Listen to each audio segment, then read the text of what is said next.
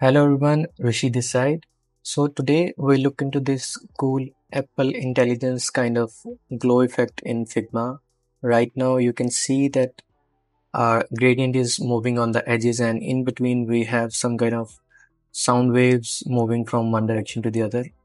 We can create all this in Figma itself without using any plugin or any complicated techniques. So without a further ado, let's get started.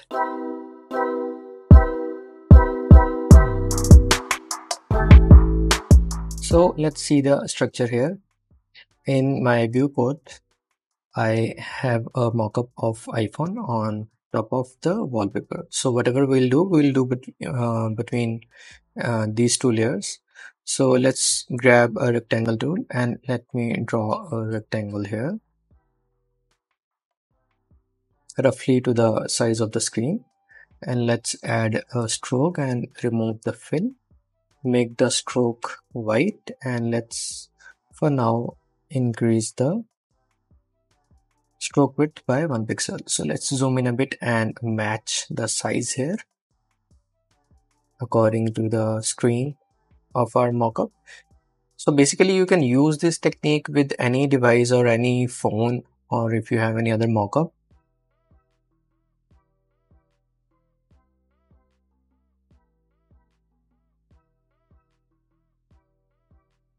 Now let's match the radius. So in our case it was 50, and I guess I need to reduce the width a bit more.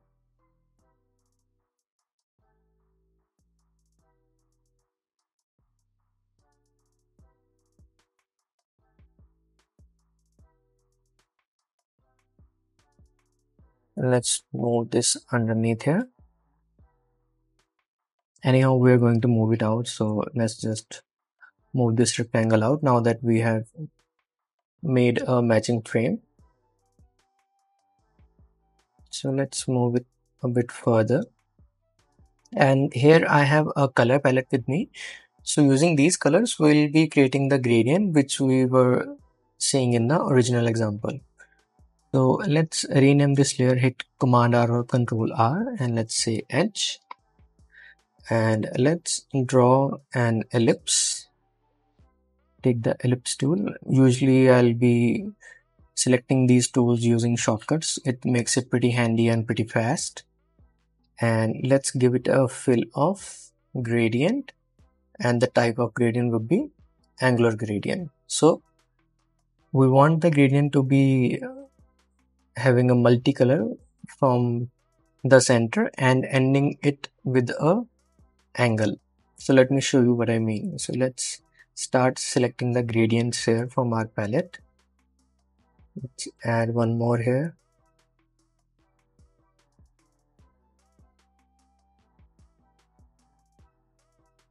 Here also you can use any other gradient if you wish to use. I have just taken a reference from the Apple Intelligence animation. So that's why I'm using these colors. So the idea is to roughly space them out. We need not to be very precise with that, but it should just look appealing.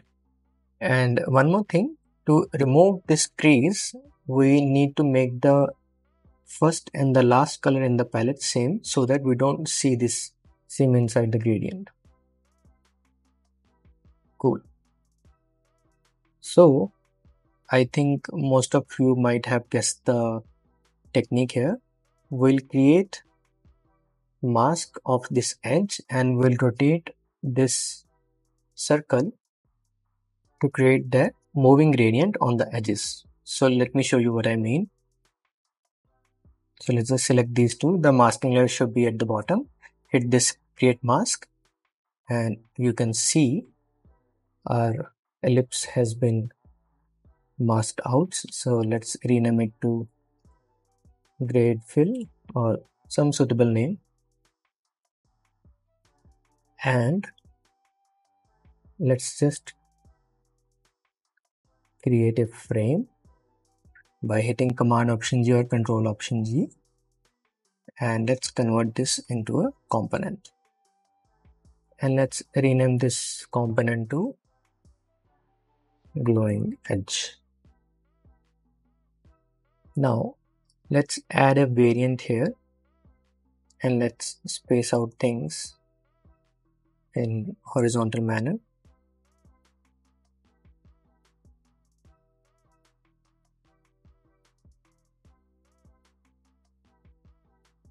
Let's select the gradient fill layer in the first variant and let's give it a initial rotation of 180 degree, and in the second gradient fill we'll keep it 0 only. Now let's go to the prototype window, draw a connection from the first variant to second variant, and let's say after delay, we don't want any delay, 1 millisecond, smart animate, and let's keep this animation style to be linear, and maybe let's increase the time from 1500 millisecond to 2000 milliseconds, so that will be 2 seconds. So let's zoom out a bit, alt and drag a copy out of this component. Let's go to the design window, align things, just move it underneath the iPhone layer here. Let's align it to the center. So let me just increase the thickness of the edge so that you can see the effect clearly. This is just for temporary purpose. So right now you can see our gradient is moving in clockwise direction from 180 degree to 0 degree. Now we need to add one more rotation here to complete the cycle. Let's drag a copy out of the second variant, and instead of moving the gradient fill to 0 again, let's move it in the clockwise direction. So Figma only offers 0 to 180 degree rotation in the positive or in the minus direction. So we'll put here minus 179.99. Why not minus 180? Because if we put minus 180, it will change back to 180 degree. So we want to continue the rotation here. So we'll use 179.99, closest. And let's go to the prototype window again. Let's draw a connection here. And again, let's say after delay, 1 millisecond, smart animate linear. Now to create a loop here, we'll draw a connection from the last to the first variant here. After delay, 1 millisecond. Now we don't want smart animate, otherwise it will go back again in the anti-clockwise direction. So we just want it to jump back to the first frame. So right now if you see, there is no difference between the look and feel of the first and the last frame. So we need to change it from smart animate to instant. So this is how we'll create a loop of this rotating animation. And now let's refresh the prototype window and see things in action. Cool. So right now our rotation is taking a full cycle and we can see the things are moving in clockwise direction. So if you want to move this in anti-clockwise direction for any reason, so you know what to do with the math. Cool. So now let's reduce the edges. So basically if you want to reduce or edit things, you can always select one layer and go to this multi-select, select matching layer, and we can change things instantly. Now if I refresh here, I think in the original one we used 2 pixel. I'll let you know why. So we'll be using 2 pixel thickness here.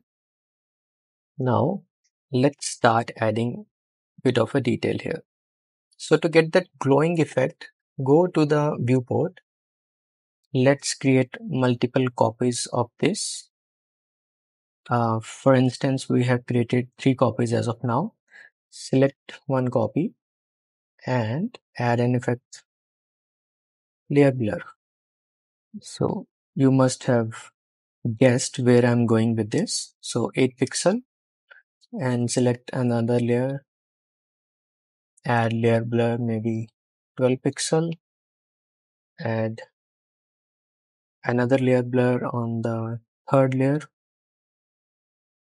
16. So let's see things in action.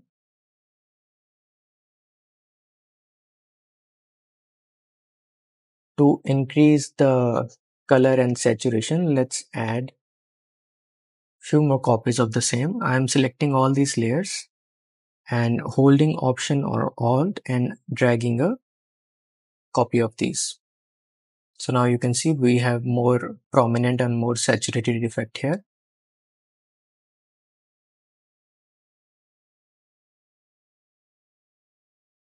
If you want, you can make more copies of this. Maybe not too much.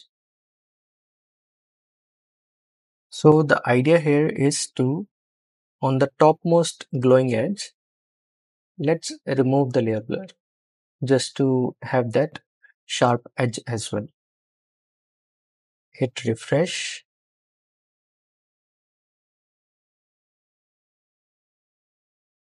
So now let's add few more details here. Select the first variant, make a copy of this mask group, and let's change the edge thickness to 1 pixel and gradient fill. Let me zoom in a bit here. So let's change the gradient fill from colored one to white only.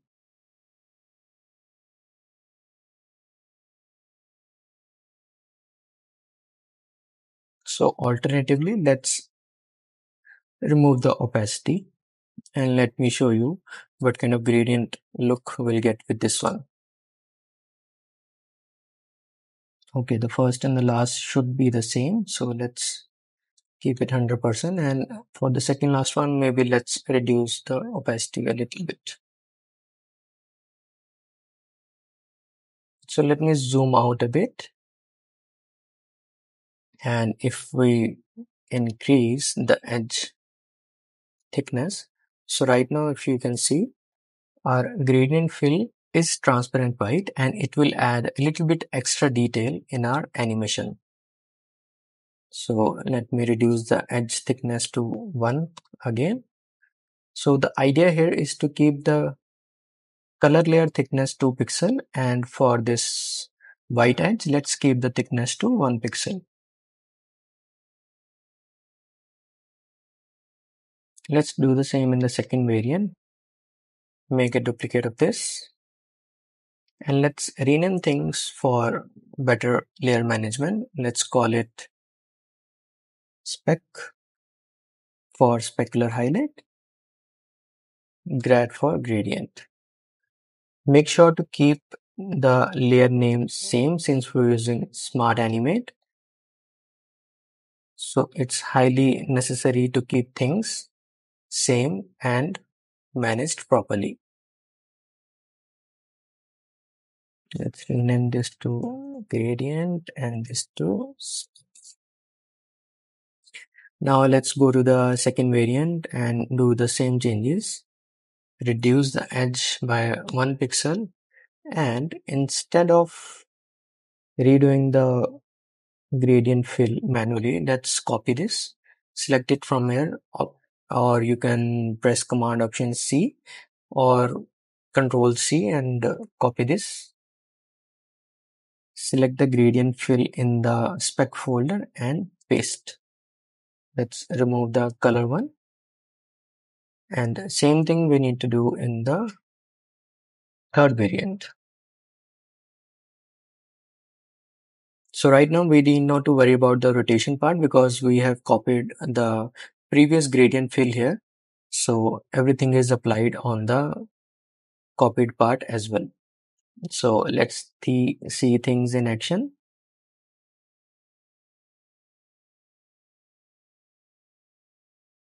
Cool. Now you can see that extra glowing effect on the edges. I guess we need to reduce the overall opacity of the specular layer. Let's go back and select grade fill in the spec layer.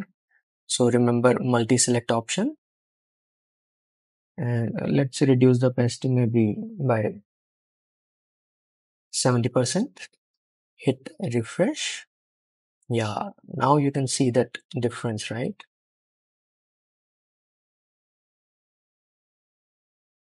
Add those sound wave kind of shapes. So to do that, let's create a shape here.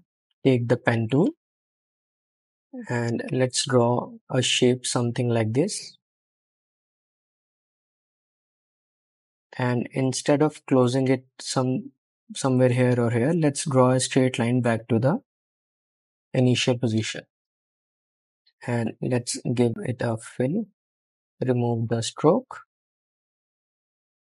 So in the edit mode only, select these three vertices, top, middle, and bottom, and let's add a corner radius. So to make these kind of shapes, you can use the same technique. And let's reduce the size a bit. And to maintain that curve, let's adjust the radius as well.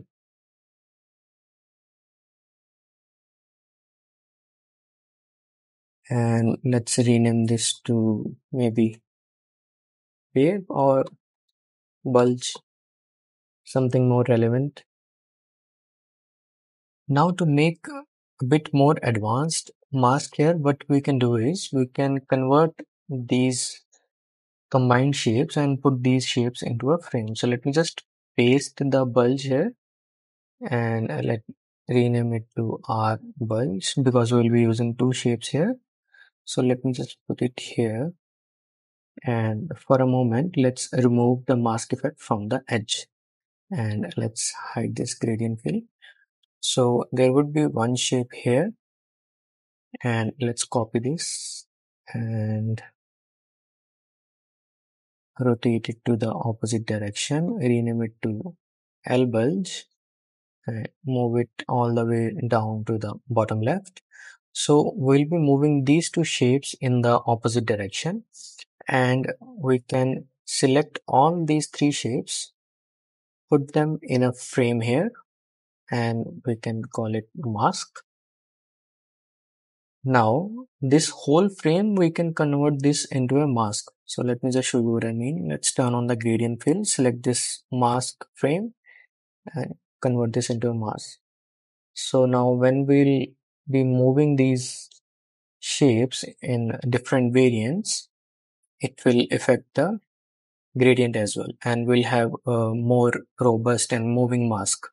So let's just move these out of the frame here and here as well.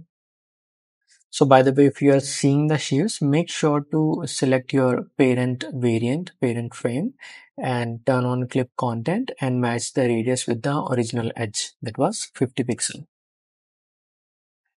Okay, now that we have a mask here, so let's just for a moment copy this mask and replace it with the edge mask only for the gradient fill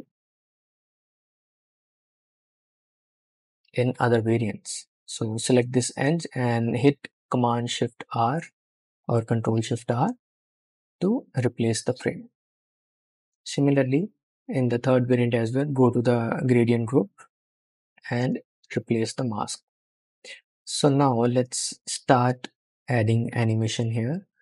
So in the first variant, we won't be doing anything with these bulge shapes. In the second variant, let's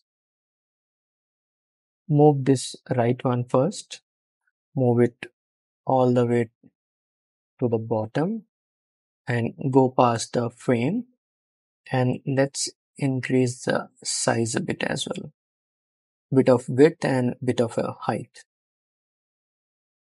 Now since we have moved this R bulge, and in the third frame let's replace here our bulge with the previous one. Otherwise, when we move from here to here, it will go back. So let's remove the previous one. And let's just see things in action for now. Let me hit R to refresh.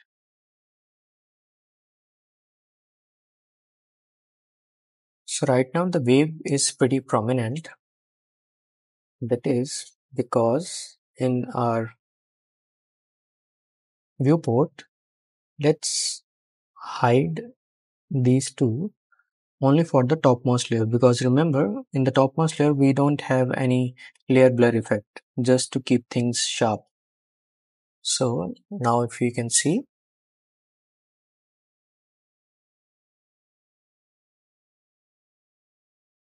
I think the size is a bit on the higher side right now. So let's reduce it a bit. Zoom in a bit here.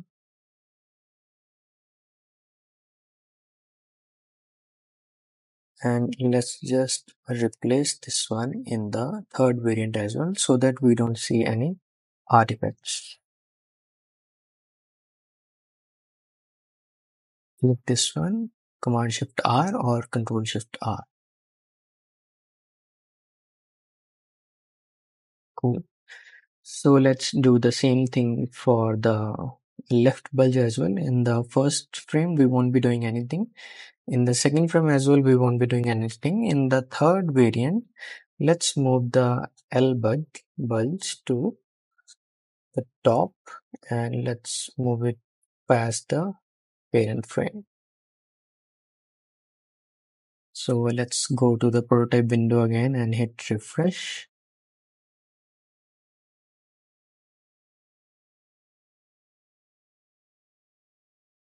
So let's go back and increase the height of left bulge a bit, just to add a bit more personality here.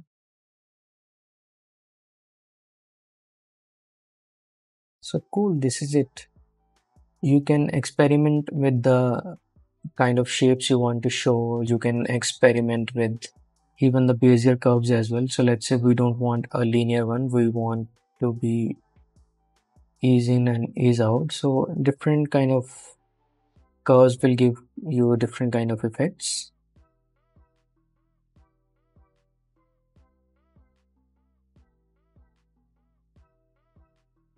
So this is it. Experiment with the shapes, experiment with timing, experiment with the ease in, ease out curves. So that would be all. I hope you have enjoyed this one. Thanks again. See you in the next one. Bye bye.